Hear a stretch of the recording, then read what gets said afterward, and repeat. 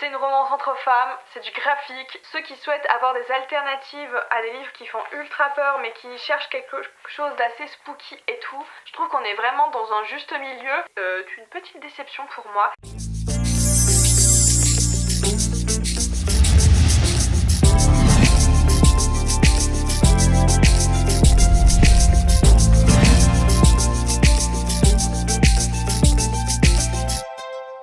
Bonjour à tous et bienvenue sur la chaîne La Bouquinade. Aujourd'hui, je vous retrouve pour vous faire un point lecture. Mais cette fois-ci, on va parler de graphique. Oui, ça fait un moment que je vous ai pas fait de point lecture sur des mangas, sur de la webtoon, du webtoon. J'arrête pas de dire la webtoon, mais c'est pas ce qu'il faut dire. De la bande dessinée. Je crois que j'ai dû faire une vidéo spéciale point lecture pour les graphiques il y a peut-être 2 ans et demi, voire 3. Non, je pense que c'était plus il y a 2 ans. Et je sais pas, j'avais envie de refaire ça puisque en ce moment, je lis pas mal de webtoon. On commence tout de suite par celui dont je vous ai parlé le plus de fois je crois sur les réseaux, c'est Seule la mort attend la vilaine. Donc c'est adapté d'un webtoon anglais et du coup c'est les éditions Cotoon qui ont publié la série. Donc là on est déjà au 3e tome publié, il publie relativement vite. Je vais vous prendre le premier tome puisque du coup vous avez compris, j'ai lu les 3 premiers. Dans cette histoire en fait on va suivre une jeune fille qui va s'endormir sur son jeu vidéo et elle est complètement accro à ce jeu vidéo et c'est le jeu vidéo que je vais vous parler juste après en fait. Donc on arrive au moment où elle s'est endormie et en fait elle va prendre part réellement à ce jeu en incarnant l'antagoniste Pénélope. Pénélope c'est la sœur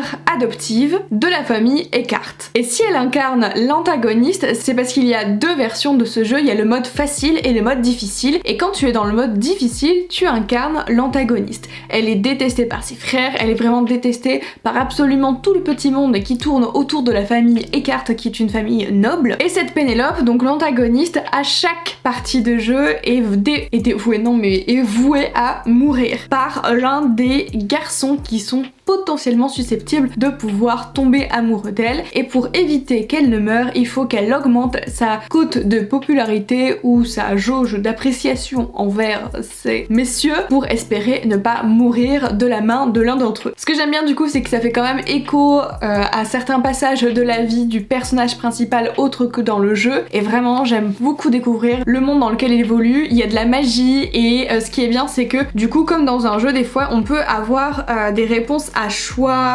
multiples, enfin du moins des... Attendez, parce que j'ai mon petit marque-page là. Des possibilités de réponses là qu'on voit ici et vraiment j'ai adoré, ça a été un énorme coup de cœur et je suis trop contente parce que je vois qu'en ce moment il y en a plein d'entre vous qui sont en train de le lire et j'aime tellement cette histoire. Pour être transparente avec vous, je ne sais pas si certains s'en souviennent mais j'avais collaboré à l'occasion de la sortie du tome 1 et du tome 2 via Instagram et TikTok, enfin mon compte Instagram et mon compte TikTok et j'ai pas pu attendre en fait pour prendre la sortie du tome 3, j'ai même pas demandé à la maison d'édition et je me le suis acheté et vraiment mais cette série elle est incroyable. Pour ceux qui aiment pas les mangas parce qu'il n'y a pas de couleur, je trouve que le webtoon c'est une bonne alternative parce que là vous allez retrouver de la couleur et c'est un dessin relativement différent dans le style, quand bien même ça se rapproche quand même du manga, de toute façon culturellement c'est logique, mais vraiment ces couleurs elles sont incroyables, c'est totalement le style que j'aime. Et c'est vrai que j'y avais pas pensé mais pour cette saison de l'automne ça passe hyper bien parce que on n'a pas un côté gore, on n'a pas un côté trop sombre, mais on a quand même un certain suspense qui à chaque fois arrive plusieurs fois dans chacun des tomes, puisque à chaque tournant en fait, l'antagoniste est susceptible de mourir et on découvre petit à petit de nouvelles petites aventures, de nouveaux, comment dire, horizons sur cette magie qui est dans ce royaume mais qui pourtant se retrouve un peu cachée et qui peut-être un jour va exploser. Enfin bref, vraiment, je l'adore vraiment et je serais pas comment mieux le défendre que ça. Et je me rends compte que ma chronique est vraiment pétée. J'adore qu'on puisse avoir cet antagoniste avec ses personnages qui la détestent et qu'elle essaye de jouer un double jeu pour sauver ses miches. Vraiment, j'adore. Cette fois-ci, c'est un roman graphique que j'ai lu qui a été publié aux éditions Hachette. C'est Paix à mon âme de Swainey Boo. Pour le coup, je pensais à la base que c'était un one-shot et apparemment la suite est attendue. Donc j'attends ça fortement. Nous avons ici le personnage d'Abigail qui va rentrer dans une académie, évidemment une académie bien spéciale puisque c'est une académie de sorcellerie. Son quotidien va basculer le jour des célébrations, alors je sais jamais comment prononcer, de Samhain, Ouais, c'est ça. Où sa sœur de cœur va se volatiliser. Les autres élèves ne semblent pas vraiment se soucier de ce qui se passe pour Norine. Le Cénacle des sorcières est censé s'occuper de cette disparition, mais il ne se passe relativement rien. Donc Abigail va essayer de motiver ses potes pour pouvoir retrouver sa sœur de cœur. Donc voilà, ça démarre comme ça et j'ai vraiment tellement adoré parce que il se cache plusieurs petites histoires à découvrir dans ce tome. Et alors vraiment, le point fort pour moi, c'est clairement les couleurs et le dessin. Je suis tombée vraiment amoureuse de ce roman graphique. Je sais pas, je connais pas l'autrice illustratrice en détail, enfin je n'ai pas regardé sa bio ni quoi que ce soit, c'est le premier livre que je découvre d'elle, donc je ne sais même pas si elle en a publié d'autres, je ne suis pas partie me renseigner, mais vraiment ça a été un coup de cœur, mais alors un sans faute, vraiment. Je trouve que vraiment pour ceux qui souhaitent avoir des alternatives à des livres qui font ultra peur, mais qui cherchent quelque chose d'assez spooky et tout, je trouve qu'on est vraiment dans un juste milieu. Ça fait assez peur, mais dans le sens où ça va pas du tout vous traumatiser, c'est quand même hyper sweet, mais il y a quand même une certaine tension et il y a une belle ambiance bien sorcière, bien gothique quand même un peu. Et avec cette école où il se cache plus d'un secret et où tu vas aussi remonter dans le passé, vraiment je suis trop contente de l'avoir découvert et je l'avais même pas vu annoncé dans les sorties d'Hachette. En fait je suis tombée dessus en librairie et vraiment j'ai fait toi tu es pour moi et c'est sûr que toi et moi on va s'entendre, et vraiment je l'ai lu en une soirée. Ça se lit quand même vite les romans graphiques, mais j'ai hâte d'avoir la suite en fait. Parce que oui, il y a moyen de faire une suite parce que du coup, tu démarres avec une première quête dans cette école, mais tu te doutes qu'il peut y avoir autre chose, mais en soi, si tu lis que celui-ci, ça peut totalement bien clôturer l'histoire et il se suffit à lui-même quoi. Alors celui-ci, je me rends compte que j'en ai parlé peut-être il y a un petit moment, ou alors je l'avais mis dans une pile à lire, mais j'en profite pour vous le remettre parce que je l'avais beaucoup apprécié. C'est 5 Seconds Before the Witch. D'ailleurs, faut que je me prenne la suite. Ça a été publié ici chez je ne sais point Meian. J'en ai quelques-uns de chez eux et je les aime beaucoup, et donc là, pour vous la faire courte, vous avez une sorcière et une espèce de chasseuse de sorcières qui vont jouer au chat et à la souris, puisque du coup nous avons Meg qui est connue pour être la grande sorcière et Lilith qui est une chasseuse de sorcières. Elles sont du coup par conséquent ennemies jurées, mais elles vont devoir se retrouver à devoir collaborer ensemble. Malgré les espiègleries entre les deux, elles semblent quand même s'apprécier. Je vous laisse un peu deviner, hein. Et un incident va éclater et va forcer l'une des deux à révéler ses sentiments. Vraiment, c'est mon péché mignon. C'est une romance entre femmes, c'est du graphique, il y a de la sorcellerie, c'est beau, c'est du manga, c'est beau. Encore une fois, ça a été un sans faute. Le côté enemy soulverse, vraiment la trope, elle est hyper bien faite, mais pour le coup, on te rajoute d'autres enjeux dus à l'univers et dus au fait que toutes les deux ont des rôles qui ne sont pas censés pouvoir s'équilibrer et concorder ensemble. Et pourtant, elles vont peut-être trouver un équilibre et vraiment, j'ai trop adoré. Il faut vraiment que je me procure la suite parce que c'était une très très belle lecture. Je poursuis maintenant avec une saga. J'ai lu les 6 premiers tomes. Je crois que la suite est déjà annoncée. Il s'agit de Crush of Lifetime de Jeong Halim et Kim Yoon-woo. On n'est pas sûr non plus de la prononciation, et là c'est chez K-Books. Donc je vous les montre une fois comme ça et ensuite je vais en prendre qu'un seul parce que Matsondine était là. Oh, j'ai encore le ticket de question. Je l'avais acheté où lui? Ah ouais, j'étais partie à Périgueux? Bah ça m'étonne, tiens. C'est quand j'y suis allée. On va retrouver ici l'histoire de notre jeune, alors attendez, faut que je le lise parce que j'arriverai pas à le prononcer, Yang Haiji. Je vais l'appeler Yang, voilà, ce sera plus simple. Qui est la fille d'une maman très célèbre que beaucoup connaissent, surtout dans son lycée qui a été très médiatisé. Et elle a un compte Instagram, vraiment l'instagrammeuse beauté lifestyle qui fait vraiment des photos très instagrammables. Et elle a vraiment une très très bonne popularité. Néanmoins, elle cache son petit secret et qui la bouffe un peu et qui la pousse à avoir certains comportements qui ne sont pas forcément bons mentalement et corporellement, on va dire, pour elle. Et notre chère héroïne est amoureuse de ce personnage masculin là, mais qui lui est un personnage qui est beaucoup plus réservé. Elle est très expressive, vraiment il y a tout le monde qui tourne autour d'elle, elle est hyper populaire, et lui vraiment il se met tout le temps sur le côté, il est tout le temps en position de retrait, et il ne semble pas avoir un schéma familial comme elle, puisqu'il vit tout seul avec son petit frère et il gère le quotidien de son petit frère en poursuivant ses études et en même temps en travaillant. Donc Voilà, ça va être une petite romance entre les deux. J'ai beaucoup aimé le fait qu'on avait un autre schéma de famille, le fait aussi qu'on parlait de la relation qu'on peut avoir avec la nourriture et personnellement c'est quelque chose qui m'a touchée et que c'est quelque chose que j'ai en commun avec le personnage féminin, donc forcément j'ai beaucoup aimé suivre cette histoire. J'ai beaucoup aimé l'évolution des deux personnages qui pour le coup se tirent vers le haut, et même s'il y a eu des moments où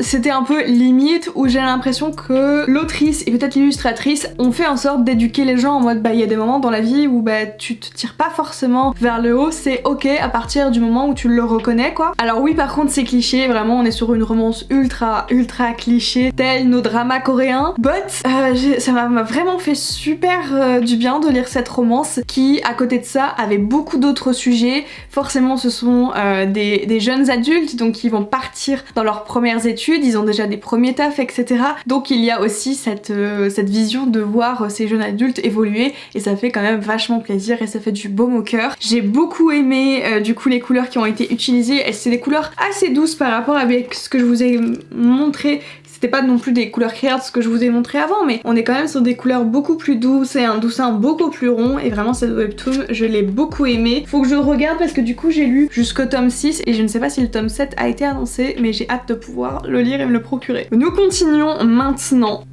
sur ces petits. Donc, comment Raeliana a survécu au manoir Wink Night. Je ne sais pas non plus si on prononce comme ça, mais j'en ai marre de pas savoir. Les dessins du coup ce sont de Whale, je pense que c'est comme ça qu'on le prononce, et l'histoire originale en tout cas vient de Milcha. J'ai donc lu les 2 premiers tomes que j'avais demandé du coup aux éditions Cotoon si c'était possible de les recevoir, et j'ai pu les recevoir donc j'étais ultra contente, donc merci à eux si jamais vous passez par là, je n'en sais rien s'ils passent par là. C'est toujours jamais, il faut être poli dans la vie. C'est ce que ma maman elle a dit. Allez, on va prendre qu'un seul parce que j'ai déjà mal au bras. Imaginez, vous pouvez vous réincarner dans un roman à grand succès. Moi, je veux être Hermione. Non, parce qu'elle est un peu pète sec quand même. Qui sait que je voudrais être Luna.